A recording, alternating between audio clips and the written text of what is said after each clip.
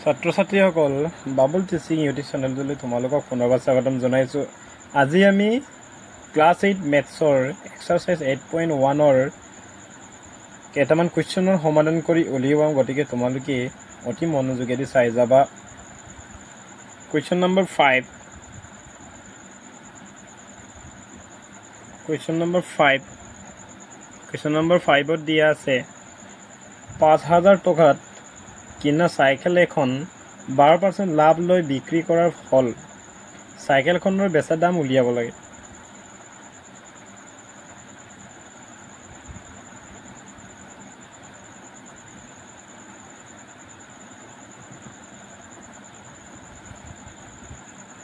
চাইকেলখনৰ বেচা দাম উলিয়াব লাগে। এতিয়া আমি 5,000 টকাটো কি আছিলে, কিনা আছিলে,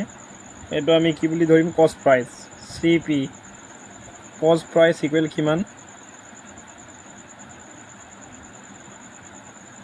5,000 টকা বুলি কৈছে। কষ্ট প্ৰাইচ কিমান, 5,000 টকা। আৰু প্ৰফিট পাৰ্চেণ্ট, লাভৰ শতাংশ কিমান দিয়া আছে আমাক, প্ৰফিট পাৰ্চেণ্ট লাভৰ শতাংশ কিমান দিয়া আছে, 12% দিয়া আছে। তেনেহ'লে আমি উলিয়াব লাগিব SP মানে কিমান, চেলিং প্ৰাইচ, অৰ্থাৎ বিক্ৰী মূল্য কিমান, এইটো আমি উলিয়াব লাগিব।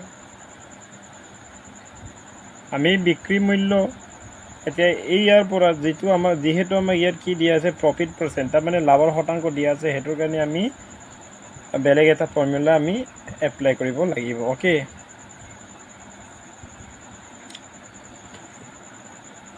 তোমালোকে এনেকৈও লিখিব পাৰা, আমি জানো কি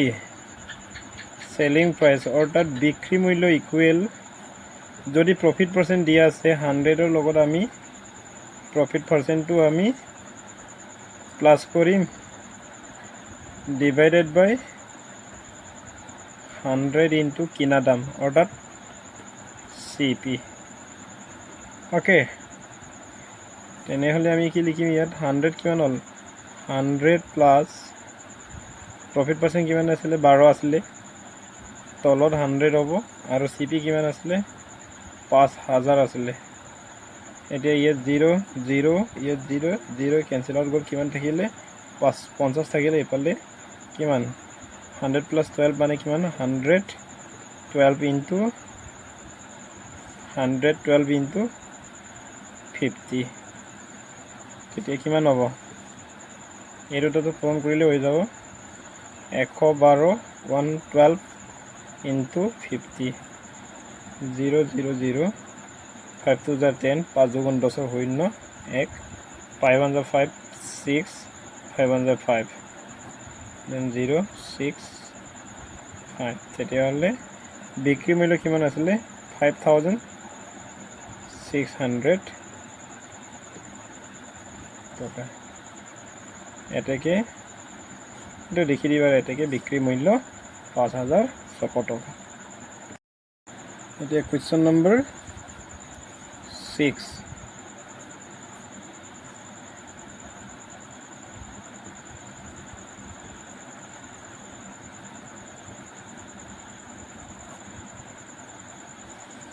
আমাক কি দিয়া আছে, কমলে পানীৰ ফিল্টাৰ এটা 4,500 টকাত কিনি 4,230 টকাত বিক্ৰী কৰিলে তেওঁৰ শতকৰা লোকচান কিমান হ'ব, এইটো আমি উলিয়াব লাগিব। অ'কে, কি দিয়া আছে আমাক, CP কিনা দাম হয়নে, কিনা দাম কিমান দিয়া আছিলে, 4,500 টকা, 4,500 টকা, আৰু বিক্ৰী দাম দিয়া আছে, চেলিং প্ৰাইচ কিমান দিয়া আছে, 4,230 টকা, মানে এইটো হৈছে বিক্ৰী দাম। তেনেহ'লে আমি কি উলিয়াব লাগে, লছ পাৰ্চেণ্ট কিমান, এইটো আমি উলিয়াব লাগে, কুৱেশ্যন মাৰ্ক। আমি লছ পাৰ্চেণ্ট উলিয়াবলৈ আমাৰ এটা ফৰ্মুলা আছিলে হয়নে,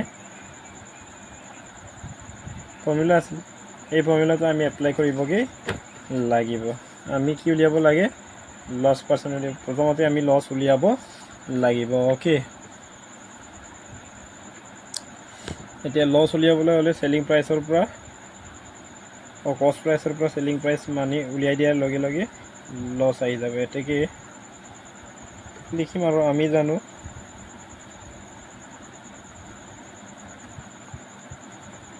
জানো CP মাইনাছ SP, ইয়াত লছ ইকুৱেল বুলি লিখি ল'ব। Okay, loss equal CP minus SP। CP কিমান আছিলে 4,500 আৰু SP কিমান আছিলে 4,230 টকা।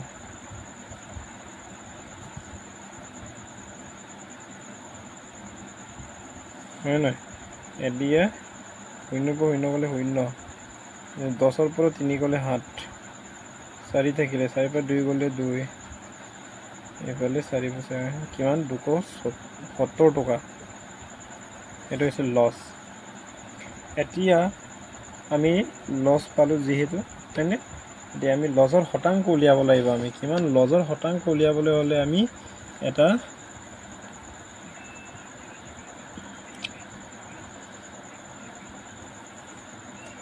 ফৰ্মুলা আমি এপ্লাই কৰিব লাগিব লছৰ শতাংশ আমি উলিয়াবলৈ। অ'কে, এতিয়া লিখিম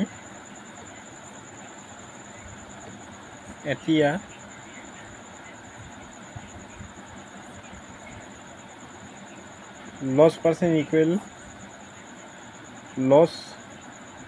লছ ডিভাইডেড বাই কিনা দাম কিমান আছিলে SP কি আছিলে SP ইনটু 100%। আমি যিহেতু পাৰ্চেণ্টেজ উলিয়াবলৈ গৈ আছোঁ, সেইটো কাৰণে আমি 100% লিখিব লাগিব ইয়াত। অ'কে, লছ কিমান আছিলে 270 আৰু CP কিমান আছিলে কষ্ট প্ৰাইচ কিনা দাম কিমান আছিলে 4,500 টকাত কিনিছিলে আৰু 100% আমি ইয়াতে হেৰি কৰিম 0 0 কেঞ্চেলত কৰি দিলোঁ। 270ক 45 হৰণ কৰিলে কেইবাৰ যায় এইটো আমি চাব লাগিব। 270 45 বোলে 270 45 কেইবাৰ যাব 2 45 90 হয় 9 9 81 2 বাৰ 6 বাৰ যাবনে 45 6 6 5 গুণ 30 শূন্য 3 6 4 গুণ 24 3 27 270 কেইবাৰ গ'ল 6 বাৰ গ'ল। গতিকে আমাৰ লছ পাৰ্চেণ্ট কিমান হ'ব 6%। এয়া তোমালোকৰ আনচাৰ। এতিয়া কুৱেশ্যন নম্বৰ 7।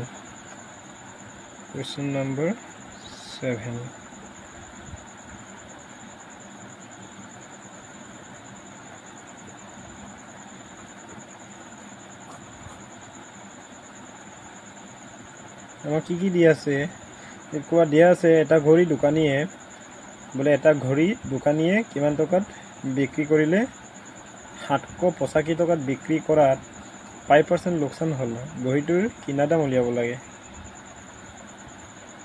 বিক্ৰী কৰিলোঁ বুলি কৈছে SP হ'ব SP কিমান 785 টকা আৰু লছ পাৰ্চেণ্ট কিমান দিয়া আছে 5%। তেনেহ'লে CP আমি উলিয়াব লাগে।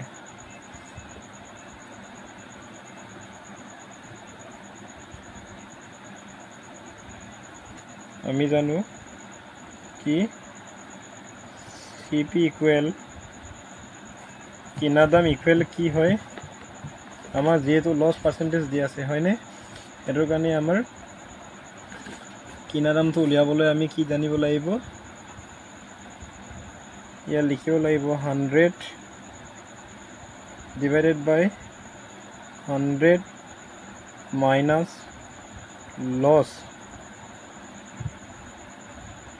Loss percent into selling price, এটা আমাৰ ফৰ্মুলা। এতিয়া 100 মাইনাছ 5% ইনটু SP কিমান আছিলে 780 কিমান 85 টকা হয় নহয় এটাকে আমি 100 পৰা 5 হলে 95 থাকিব হয়নে এইফালে 100 এইফালে 785 ইয়াত কৰাৰ বহুত ধৰণ আছে এইটো আগতে কৰিলেও হ'ব বা এইটো দুটা পূৰণ কৰি এইটোৰ লগত ডিভাইড কৰিলেই হ'ব এতিয়া এইটো দুটা মই কৰি চাওঁ প্ৰথমতে 785 95 700 और 95 7 बार যাব 85 8 बार কৰি চাওঁ বোলে 95 into 8 5 7 গুণ 40 শূন্য 4 5 9 গুণ 8 9 গুণ 72 কিমান হ'ল 77 হ'ল 760 হ'ল বুলি কৈছে 8 বাৰ তেনেহ'লে 5 আহিলে ইফালে 2 আহিলে 8 পাঁচ হৈ গ'লে 2 পইণ্ট পইণ্ট আহিলে তেনেহ'লে কেইবাৰ আহিব 2 বাৰ 190 হয় 0 15 পৰা 9 গ'লে 60 হয় ইফালে 0 বহাই দিলে তেনেহ'লে 600 2 বাৰ গ'ল 600 95 কেইবাৰ যাব 6 বাৰে যাব 95 6 7 3 6 9 3 6 9 54 570 570 কিমান হ'ব তেতিয়া তোমাৰ 6 বাৰ এইফালে 70 minus 0 10 minus 7 হলে 3 0 আহিলে 3 বাৰ গ'ল তেনেকে ইয়াত আমাৰ ওপৰত 100 আছে নহয় এইটো দুটা কৰিলে ইমান হয় তেনেহ'লে 100 ইনটু কিমান হ'ব 8.263 আৰু গৈ থাকিব তেনেহ'লে কিমান হ'ব এইটো দুটা পূৰণ কৰিলে আমি কিমান পাম 8263 00 তেনেহ'লে কিমান হ'ব বুলি কৈছিলে 800 কিমান আছিলে 700 নহয় 826.30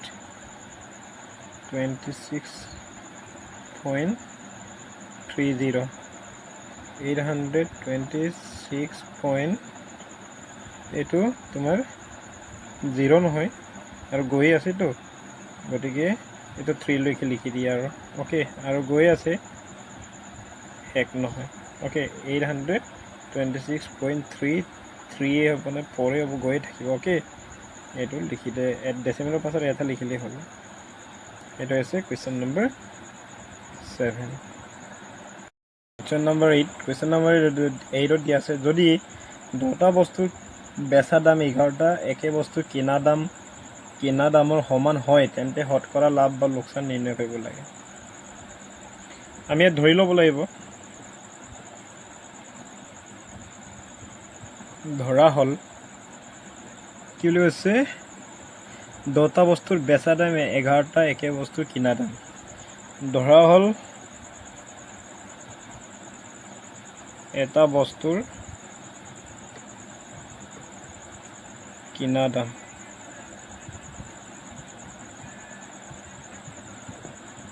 সমান x টকা তেনেহ'লে 11টা বস্তুৰ কিনা দাম 11x আকৌ কি বুলি কৈছিলে আমাক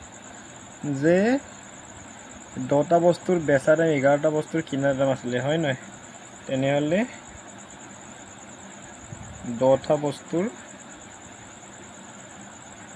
বেচা দাম কিমান 11x তেনেহ'লে এটা বস্তুৰ কিনা দাম বেচা দাম কিমান হয় এইটো আমি উলিয়াই ল'ব লাগিব হয় নহয় এটা বস্তুৰ বেচা দাম কিমান এইটো উলিয়াই ল'ব লাগিব তেনেহ'লে এটা বস্তুৰ বেচা দাম কিমান হ'ব এটা বস্তুৰ বেচা দাম কিমান 11x by 10 কাৰণ আমাৰ 10টা বস্তু দিয়া আছিলে 11x/10 ওকে যেহেতু এতিয়া আমি চাম এটা আমাৰ বেচা দাম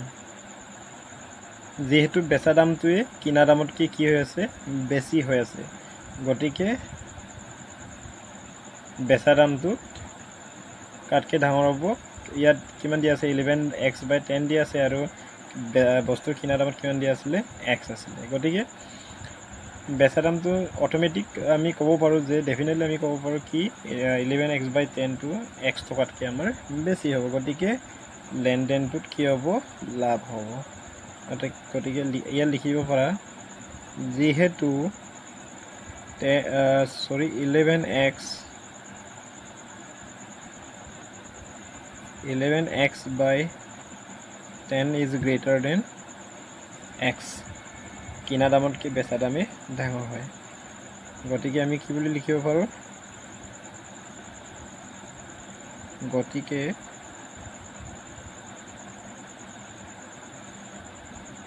কি বুলি কৈছে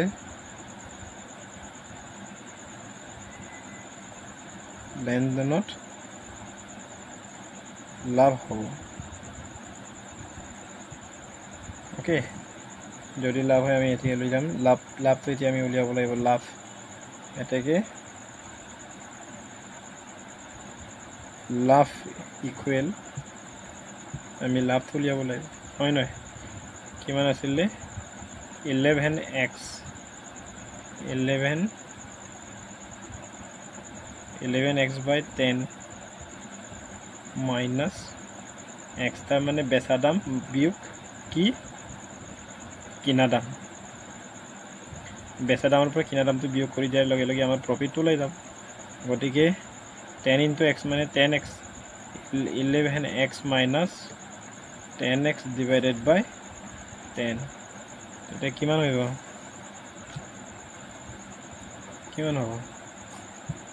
x/10 হ'ব 11x মাইনাছ 10 হ'লে 10x হ'লে x থাকিব ওকে আমাক কিমান পালোঁ আমি x পালোঁ হয়নে x/, আমি কি পালোঁ 10 পালোঁ এতিয়া আমি লাভটো উলিয়াব লাগিব আমাক এতেকে শতকৰা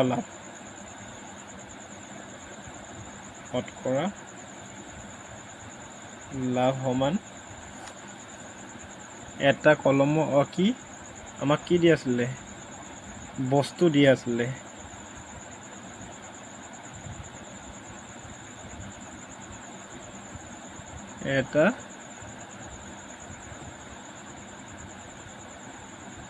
এটা বস্তুত হোৱা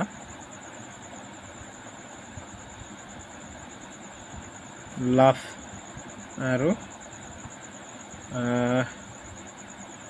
এটা বস্তুৰ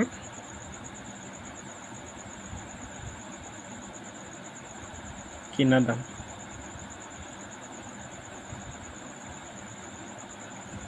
ইয়াত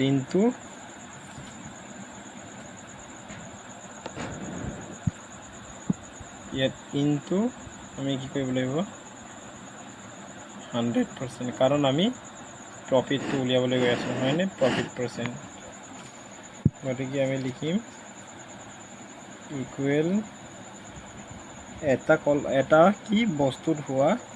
লাভ কিমান পালোঁ আমি x/10 পালোঁ হয়নে আৰু এটা বস্তুৰ কিনা দাম কিমান আছিলে x আছিলে ইনটু 100 গতিকে আমি আমাৰ সহজ হোৱাকৈ আমি এইটো লিখি ল'ম এনেকৈ ইনটু 1/x এইটো ইয়াত এনেকৈ লিখিলোঁ আৰু এইটো এক্সটো ওপৰত 1 এটা আছে বুলি কনচিডাৰ কৰি ল'লোঁ আৰু ইনটু 100 কৰি ল'লোঁ ওকে x কাটি দিলোঁ 10ক 10ৰে 100ক কাটিলে কিমান পালোঁ আমি 10 তেনেহ'লে আমাৰ কিমান হ'ব আনচাৰটো 10 1ক কাটিলে কেইবাৰ পায় 10 বাৰ যায় গতিকে আমাৰ লছ কিমান হ'ল 10 কি লাভ কিমান হ'ল আমাৰ 10% ওকে সেয়াই তোমালোকৰ আনচাৰ